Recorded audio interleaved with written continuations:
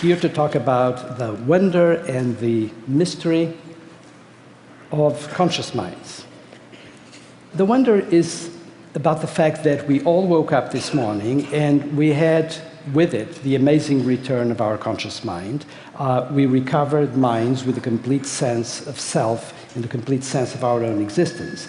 And we hardly ever pause to consider this wonder. We should, in fact, because without having this possibility of conscious minds, we would have no knowledge whatsoever about our humanity. We would have no knowledge whatsoever about the world. We would have no pains, but also no joys. We would have no access to love or to the ability to create. And of course, Scott Fitzgerald said famously that he who invented consciousness would have a lot to be blamed for, but he also forgot that without consciousness you would have no access to true happiness and even to the possibility of transcendence. So much for the wonder. Now for the mystery. This is a mystery that has really been extremely hard to elucidate, all the way back into early philosophy and certainly throughout the history of neuroscience.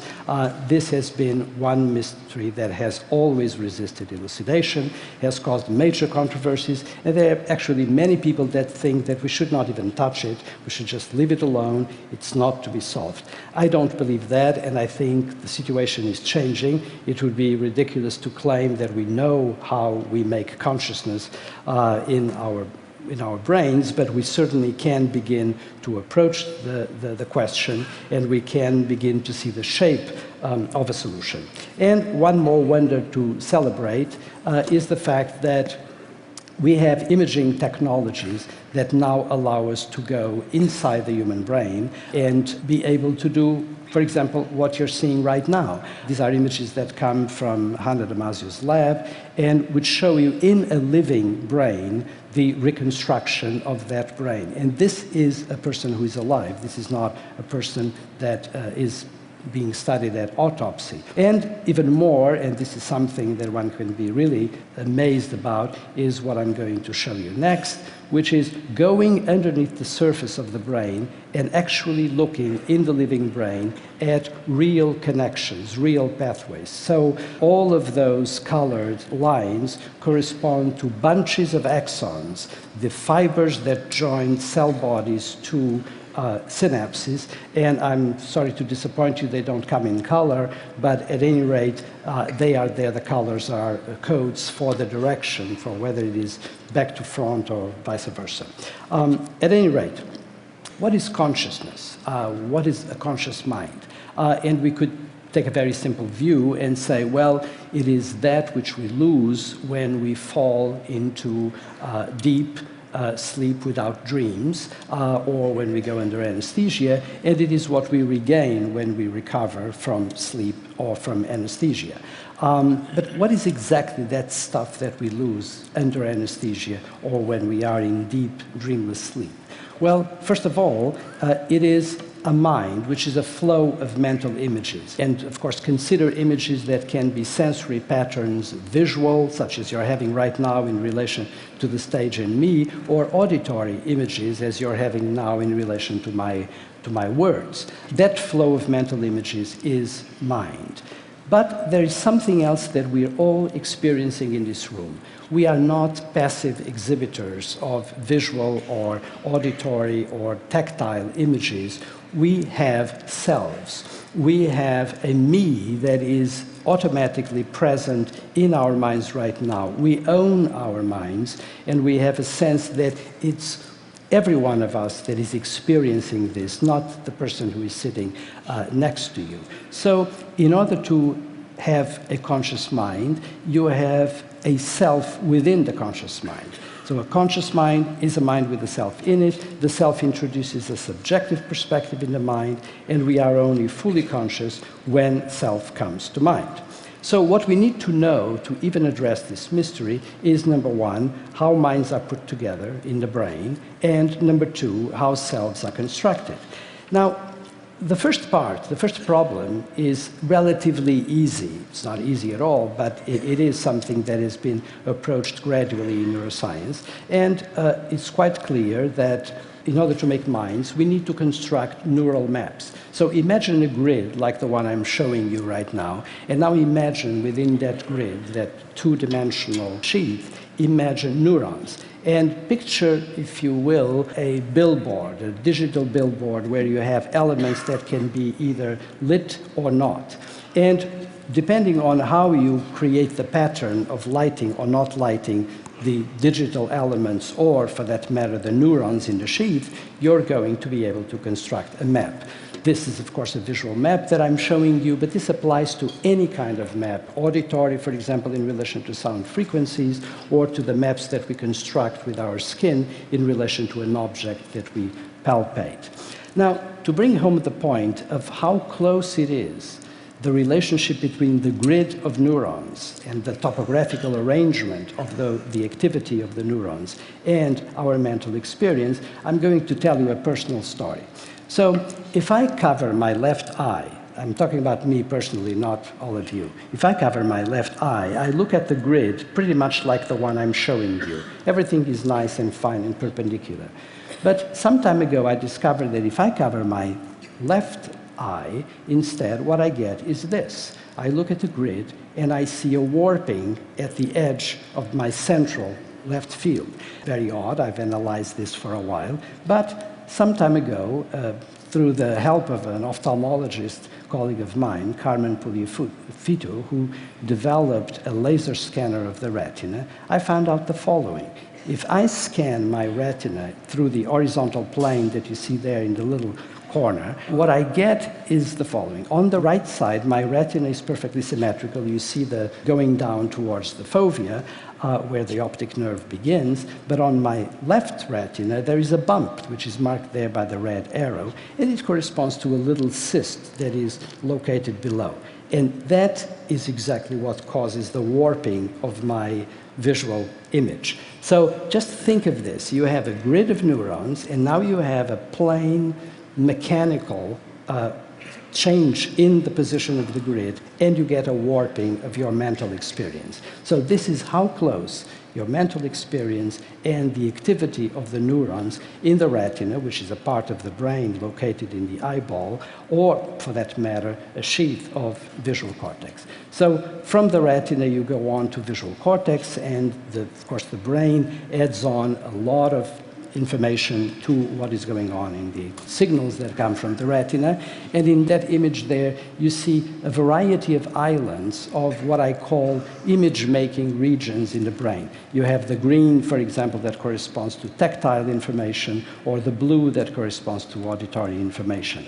And something else that happens is that those image-making regions, where you have the plotting of all these neural maps, can then provide signals to this ocean of purple that you see around, which is association cortex, where you can make records of what went on in those islands of image making. And the great beauty is that you can then go from memory out of those association cortices and produce back images in the very same regions that had perception. So think about how wonderfully convenient and lazy the brain is. So it provides certain areas for perception and image making, and those are exactly the same that are going to be used for image making when we recall information. So far, the mystery of the conscious mind is diminishing a little bit because we have a general sense of how we make these images. But what about the self? The self is really the elusive problem. And for a long time, people did not even want to touch it, and because they say, how can you have this sort of reference point, this stability that is required to maintain the continuity of selves day after day? And I thought about a solution to this problem is the following. We generate brain maps of the body's interior, and use them as the reference for all other maps. So let me tell you just a little bit about how I came to this. I came to this because if you're going to have a reference that we know as self, the me, the I in our own processing, we need to have something that is stable, something that does not deviate much from day to day. Well, it so happens that we have a singular body. We have one body, not two, not three, and so that is a beginning. There is just one reference point, which is the body. But then, of course, the body has many parts, and things grow at different rates, and they have different sizes in different people. However, not so with the interior. The things that have to do with what is known as our internal milieu, for example, the whole management of the chemistries within our body, are in fact extremely maintained day after day for one very good reason. If you deviate too much in the parameters that are close to the midline of that life-permitting survival range, you go into disease or death. So we have an inbuilt system within our own lives that ensures some kind of continuity. I like to call it an almost infinite sameness from day to day. Because if you don't have that sameness physiologically, you're going to be sick or you're going to die. So that's one more element for this continuity. And the final thing is that there is a very tight coupling between the regulation of our body within the brain and the body itself, unlike any other coupling. So, for example, I'm making images of you, but there's no physiological bond between the images I have of you as an audience and my brain. However, there is a close, permanently maintained bond between the body regulating parts of my brain and my own body. So here's how it looks. Look at the region there. There is the brainstem in between the cerebral cortex and the spinal cord. And it is within that region that I'm going to highlight now that we have this housing of all the life regulation devices of a body. This is so specific that, for example, if you look at the part that is colored in red in the upper part of the brainstem, if you damage that as a result of a stroke, for example, what you get is coma or vegetative state, which is a state, of course, in which your mind disappears, your consciousness disappears. What happens then actually is that you lose the grounding of the self, you have no longer access to any feeling of your own existence, and in fact there can be images going on, being formed in the cerebral cortex, except you don't know they're there.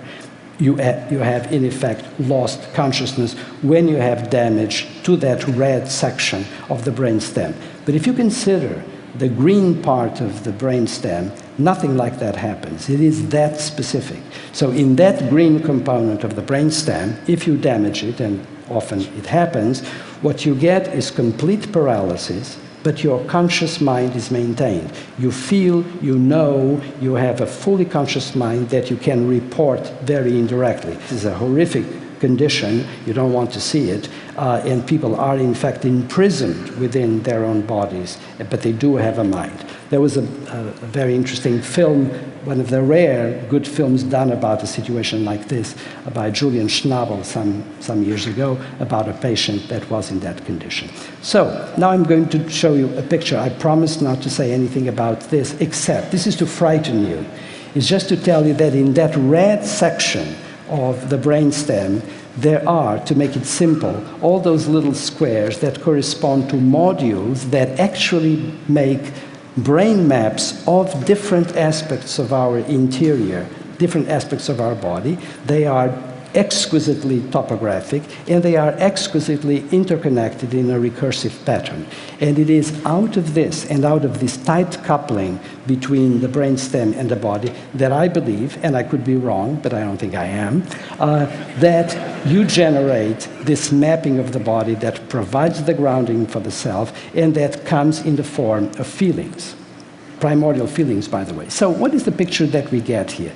Look at cerebral cortex, look at brainstem, look at body, and you get a picture of the interconnectivity in which you have the brainstem providing the grounding for the self in a very tight interconnection with the body, and you have the cerebral cortex providing the great spectacle of our minds with the profusion of images that are in fact the contents of our minds and that we normally pay most attention to, as we should, because that's really the film that is rolling in our minds. But look at the arrows. They're not there for looks. They're there because there's this very close interaction. You cannot have a conscious mind if you don't have the interaction between cerebral cortex and brainstem. You cannot have a conscious mind if you don't have the interaction between the brainstem and the body. Another thing that is interesting is that the brainstem that we have is shared with a variety of other species. So throughout vertebrates, the design of the brainstem is very similar to ours, which is one of the reasons why I think those other species have conscious minds like we do, except that they're not as rich as ours because they don't have a cerebral cortex like we do. That's where the difference is, and I strongly disagree with the idea that consciousness should be considered as the great product of the cerebral cortex. Only the wealth of our minds is, not the very fact that we have a self that we can refer to our own existence and that we have any sense of a person. Now, there are three levels of self to consider: the proto, the core, and the autobiographical. The first two are shared with many, many other species, and they are really coming out largely of the brainstem and whatever there is of cortex in those species. It's the autobiographical self, which some species have. I think cetaceans and primates have also an autobiographical self to a certain degree, and everybody's dogs at home have an autobiographical self to a certain degree. But the novelty is here. The autobiographical self is built on the basis of past memories and memories of the plans that we have made. It's the lived past and the anticipated future. And the autobiographical self has prompted extended memory, reasoning, imagination, creativity, and language, and out of that came the instruments of culture: religions, justice, trade, the arts, science, technology. And it is within that culture that we really can get, and this is the novelty, something that is not entirely set by our biology. It is developed in the cultures, it developed in collectives of human beings. And this is, of course, the culture where we have developed something that I like to call sociocultural regulation. And finally, you could rightly ask, why care about this? Why care if it is the brainstem or the cerebral cortex and how this is made? Three reasons. First, curiosity. Primates are extremely curious, and humans most of all. And if we are interested, for example, in the fact that anti-gravity is pulling galaxies away from the Earth, why should we not be interested in what is going on inside of human beings? Second, understanding society and culture. We should look at how society and culture in this sociocultural regulation are a work in progress. And finally, medicine. Let's not forget that some of the worst diseases of humankind are diseases such as depression, Alzheimer's disease, drug addiction. Think of strokes that can devastate your mind or render you unconscious. You have no prayer of understanding how of treating those diseases effectively and in a non-serendipitous way if you do not know how this works. So that's a very good reason, beyond curiosity, to justify what we're doing and to justify having some interest in what is going on in our brains. Thank you for your attention.